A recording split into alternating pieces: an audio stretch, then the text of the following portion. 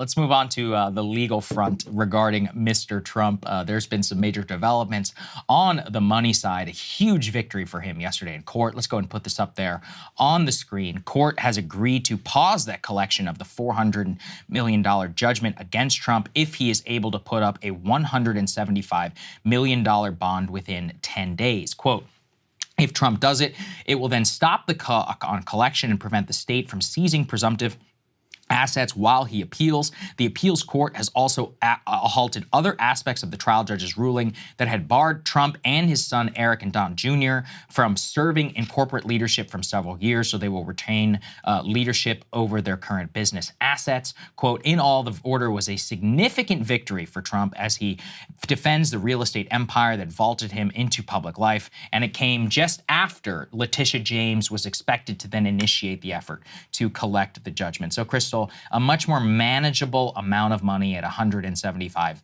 million, especially whenever you combine it with some of the windfall that he's just received in his Truth Social IPO that is expected. Actually, Trump just yesterday, if everybody wants to know, officially cracked the top 500 richest Americans with his net worth hitting some $6 billion, according to Forbes magazine. So he's actually richer than ever today than he was previously expected. $175 million. Previously, you and I had discussed he had a line on a possible $100 million bond. So he was able to get a bond and he could come up with some $75 million. Then he might be able to stave off of this. That said, I mean, he still's got 10 more days, but this is a far, far cry from the bankruptcy and the asset seizure, which we all expected previously. For sure. Yeah. For Trump's part, he insisted on Truth Social back on Friday that he does have almost $500 million in cash. Really? But he wants to be able to use some of that on his presidential run, which is nonsense. Even in 2016, remember this? He promised to put a bunch of his own cash in his presidential campaign.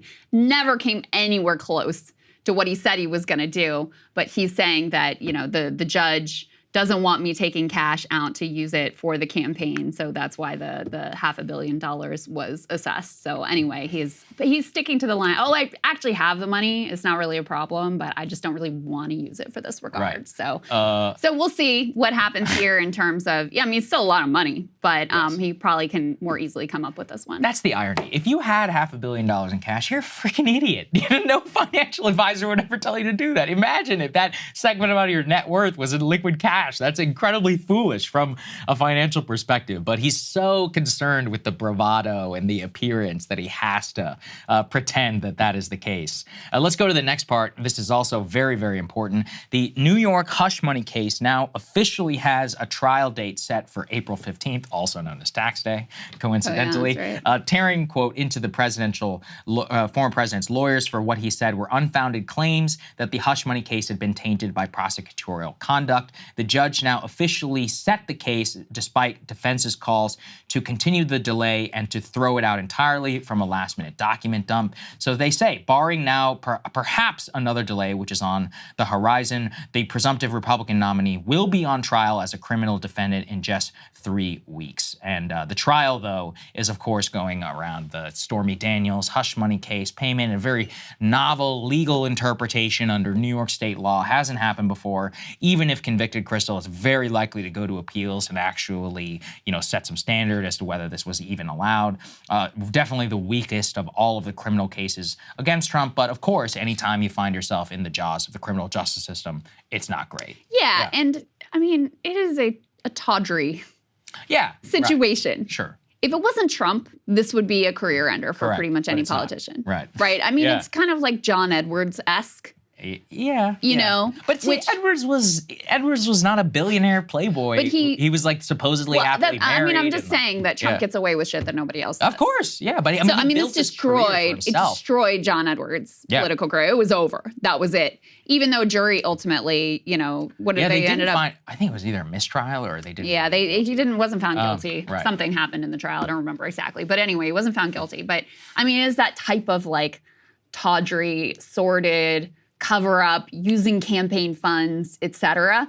So, just to play devil's advocate here, I don't want to discount that this could actually be potentially impactful for the public and to, offer that side of the case. We can put this up on the screen. For whatever reason, Biden does seem to be having a little bit of a polling bounce right now. Has. Put it up there, please. So he, for the first time in quite a while, has now surged past Trump this is the Economist average of polls. So we've got Biden at 45, Trump at 44. I just saw some swing state polling this morning that actually looked decent for Biden, had him tied in a few key swing states. We haven't been seeing that for a little while. So there's enough of a trend now that it does seem like he's getting a little bit of a bounce. There's a variety of reasons that could be the case. One, it could be that people were so impressed with his incredible State of the Union performance. Can you tell I'm being a little sarcastic here? But I genuinely think he outperformed the very, very, very low expectations of can you walk up to the stage and not have a visible health event while you're delivering the speech? He did that. And so it could be that's part of why.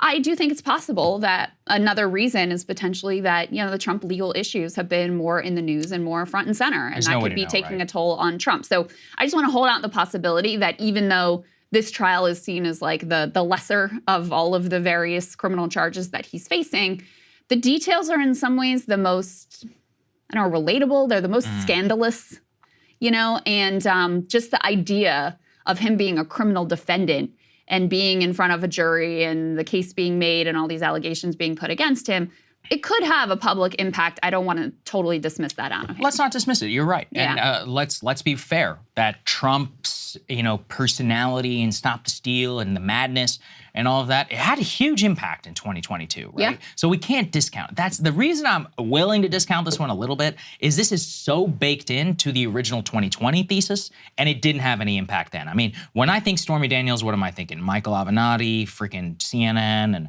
all the other media madness that we had to live through. I would say it was a wash for everybody involved. Now, when I'm thinking January 6th criminal trial, I'm thinking a very different story. Yeah. When I'm thinking criminal documents, I'm thinking a different story. Georgia, I'm thinking a different story. So I think there are gradations within this. This one in particular, I think it's so baked in. And Stormy Daniels had her moment. Avenatti had his moment. This is all, people know everything there is to know about this case already. And the whole case, Krystal, was made prior to the 2020 election. Michael Cohen pleading guilty, et cetera. That's the only reason on this one specifically I'm saying I don't think so as much.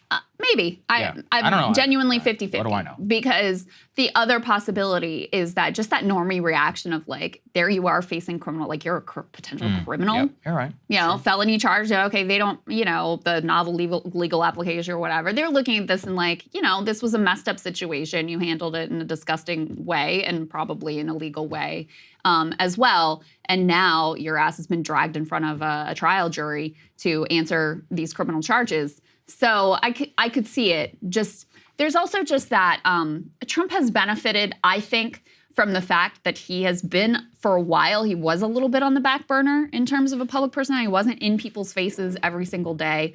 And so there was an ability for some of the memories of what it's like with Trump, what he's all about, all these various scandals and things from the past. And so for people to have a reminder of that, of his character, of this just messiness that constantly surrounds him, it can't be a good thing for him. Certainly possible. I certainly don't think, if you're thinking that, this is going to inure to his benefit with the general public, inure to his benefit with the Republican base, fine, but he's already won the Republican nomination.